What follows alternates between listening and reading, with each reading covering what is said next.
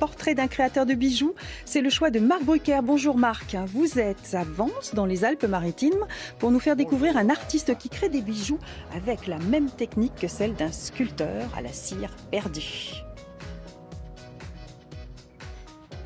Et oui, bonjour Laurence, effectivement, nous sommes ici au royaume du bijou or et argent. C'est l'atelier de création de bijoux. Je suis à côté de l'établi de Gaël Fazoulot qui a créé cette échoppe il y a quelques années. Je vous le disais, des bijoux or et argent sertis parfois de pierres précieuses ou semi-précieuses, c'est son travail et on va découvrir justement sa particularité, un monde à la fois fantastique, imaginaire et même médiéval. On se retrouve dans quelques instants avec Gaël Fazoulot.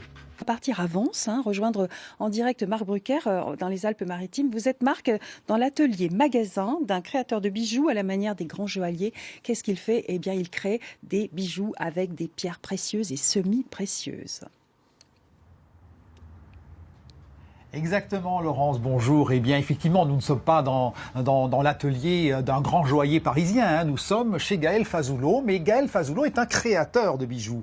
Et ici, à Vence, eh bien c'est ce qu'il essaie de faire avec de l'or et de l'argent. Et il dessine, il crée ces pièces uniques, un peu teintées de mystère, un peu médiéval, un peu, j'allais dire, universel quelque part, cosmogénique. C'est particulier, c'est un univers. Alors vous avez d'abord l'idée, évidemment, de dessiner, Gaël. Tout à fait, Marc. Alors, bienvenue dans mon atelier, tout d'abord. Donc, d'abord, je commence par la conception d'un dessin avant la conception du bijou lui-même, histoire de montrer justement au client, ou ne serait-ce que pour moi-même, ce que ça va donner. Alors là, c'est quoi, par exemple, Gaël? Tu peux nous dire? Alors, c'est un pendentif avec un croissant de lune, des arabesques qui vont être évidées, tout découpé en argent, avec une grosse pierre ici, montée sur de l'or. Et comment t'es venue cette idée, dis-moi un peu? Alors là, je pourrais pas vous dire vraiment, et tout ce qui est lune, étoile, c'est un peu c'est vraiment ma passion, c'est ce qui me plaît, un peu les équilibres des univers, etc., le bien, le mal, le masculin, le féminin, et qui fait que du coup, c'est d'ailleurs la forme de mon poinçon de créateur. Alors, ce qui est intéressant de savoir aussi pour les gens qui nous écoutent, les téléspectatrices et les téléspectateurs, c'est comment on passe finalement d'une forme, d'un dessin à la cire perdue voilà. Alors, c'est deux choses différentes. Soit c'est la technique directement sur le métal, donc après le dessin, je le découpe sur les plaques de métal, soit je le sculpte d'abord en cire, ensuite je le fais couler en argent, donc la technique de la cire perdue parce qu'on perd la cire et on obtient exactement la même pièce mais en métal. Et ensuite, il y a un travail de découpage, de soudure, de débavurage, etc., etc. On va rejoindre et ton atelier de pierre. D'accord. Et ça termine finalement en un très bel objet poli qui est à côté représenté, voilà, serti de pierres précieuses ou semi-précieuses. Semi-précieuses. Coloré, c'est un bel univers. Alors, montre-nous un peu aussi comment se passent les différentes phases. Alors, les différentes phases, en fait, donc je fais fondre le métal de l'argent en l'occurrence. Oui. Dans un creuset avec le chalumeau. Ensuite, une fois qu'il est en fusion, je le verse dans ma lingotière pour en sortir un lingot comme celui-ci par exemple. Là, c'est un petit lingot. Qu'ensuite, je lamine. Donc, je le passe dans cet appareil qui est ici à côté, qui s'appelle un laminoir. C'est exactement comme pour les pizzas, mais en acier. Oui. Donc, ça raplatit l'acier. Les deux cylindres en acier en fait aplatissent l'argent jusqu'à en avoir l'épaisseur voulue. Donc là, il fait à peu près 1 mm. Ça va être pour faire le corps d'une bague, par exemple. Alors, on va aller voir comment tu travailles dans ton atelier, justement. On va suivre un peu les différentes phases. Maintenant, tu vas nous montrer une ou deux techniques de ce que tu utilises en général. Vraiment une technique de base, en fait. Là, par exemple, je la mets en forme. C'est un métal très tendre. C'est pour ça que c'est vraiment une passion, l'argent.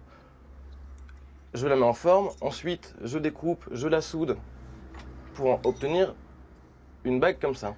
Que tu poses sur le triboulet, parce que ça s'appelle un triboulet. Sur le triboulet, c'est un objet comme un doigt géant en acier, qui est plein pour pas qu'il se déforme, pour pouvoir mettre en forme le corps de bague et également le marteler.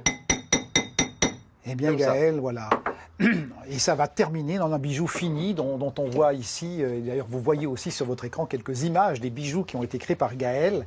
Gaël, les choses difficiles en un mot, la plus difficile à réaliser pour un créateur de bijoux, c'est quoi? La plus difficile, alors déjà le sertissage c'est quelque chose d'assez dur. Oui. Et il y a plusieurs techniques comme ça qui sont vraiment... c'est pas toujours évident. Voilà. Les soudures aussi, plus on met de soudure sur la même pièce, plus c'est compliqué. Merci. Merci Gaël, il faut qu'on rentre d'antenne. On va retrouver ta maman qui va nous parler justement de comment tu es devenu créateur de bijoux. On la retrouve dans quelques instants. Merci Marc. Nous repartons tout de suite, avance dans les Alpes-Maritimes, rejoindre Marc Brucker en compagnie, il est dans l'atelier de ce créateur de bijoux qu'on a découvert tout à l'heure qui s'appelle Gaël Fazulo et qui est très inspiré par l'âme de sa maman. Et vous êtes à ses côtés, c'est Jean Loos. Oui, tout à fait. Laurence, c'est Jean Loos et vous êtes en train de découvrir, vous venez de découvrir une œuvre de Jean Loos parce que la maman, eh bien, elle est aussi artiste. Elle aime la création et c'est ce qu'elle a fait. Et on retrouve bien sûr l'œuvre de la maman dans l'atelier du fils Gaël Fazulo qui, je vous l'ai dit tout à l'heure, fabrique et crée surtout des bijoux particuliers, d'un style médiéval, un peu fantasmagorique et qui sont à la fois en bijoux, des bijoux à la fois ornés de pierres précieuses en or et en argent. Et justement, vous êtes aussi dans la création, pas seulement de tableaux, mais de bijoux. Exactement.